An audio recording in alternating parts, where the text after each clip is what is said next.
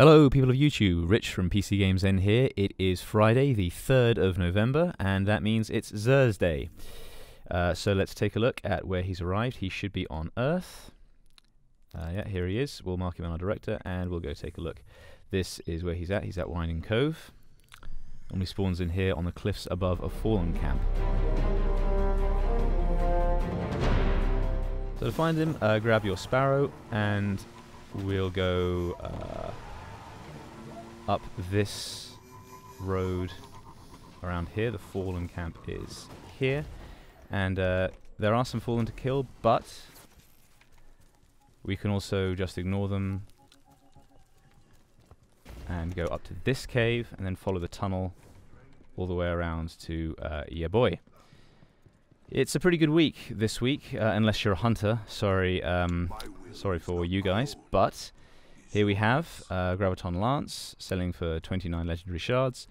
Young Armcar's Spine for hunters, 23 shards. Mask of the Quiet One, Titan Helmet, 23 shards. And Netherrex Sin, Warlock Helmet, again 23 shards. So we'll take a closer look.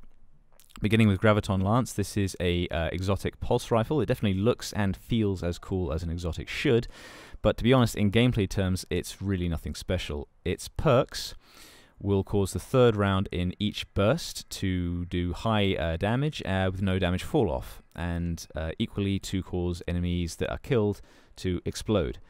So this explosion can spread around some splash damage, and the lack of fall off gives it essentially limitless range, both of which can be an advantage in PvE. But if you want splash damage for sweeping up adds, Sunshot is just so much better, and a normal scout rifle is just fine for range damage. Indeed, Mida Multi-Tool or Nameless Midnight can both do a lot more work for you than Graviton Lance. The limitless range of the third round in each burst really isn't that big an advantage. If you want to learn to use it anyway, you'll need to learn to fire it so that that third round lands every time. So much of the damage in each burst is stacked into this third round that if you miss it, you might as well not bother firing the trigger in the first place, which can make it a little bit fiddly to use as well. So yeah, looks good, nice to have, but if you're low on shards, you can definitely skip it. Same is true of Young Armcar's Spine, your hunter glove this week.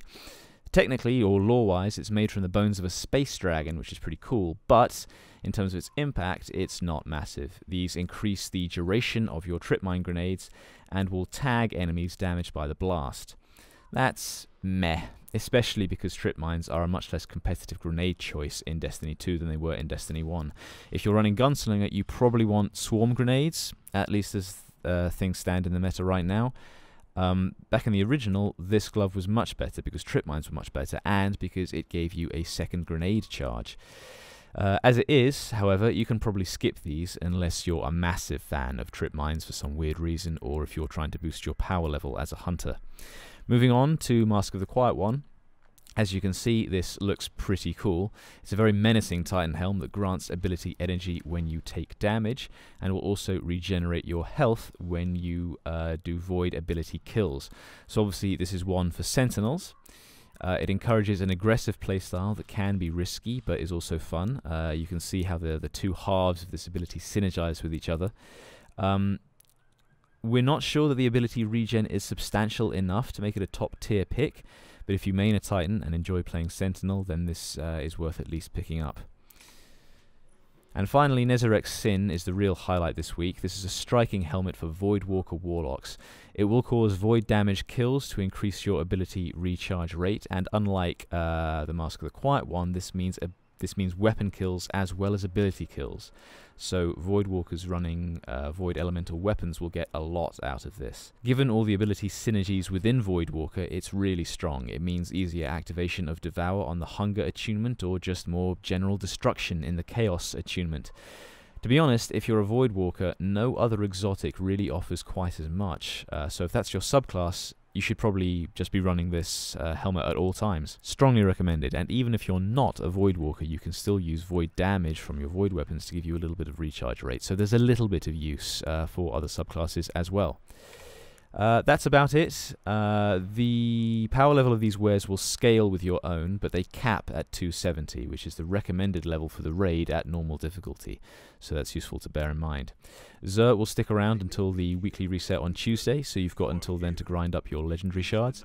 Thanks very much for watching. We hope you found the video helpful. If you did, give us a like, share, subscribe. We've got plenty more Destiny 2 content and PC gaming content in general on the channel.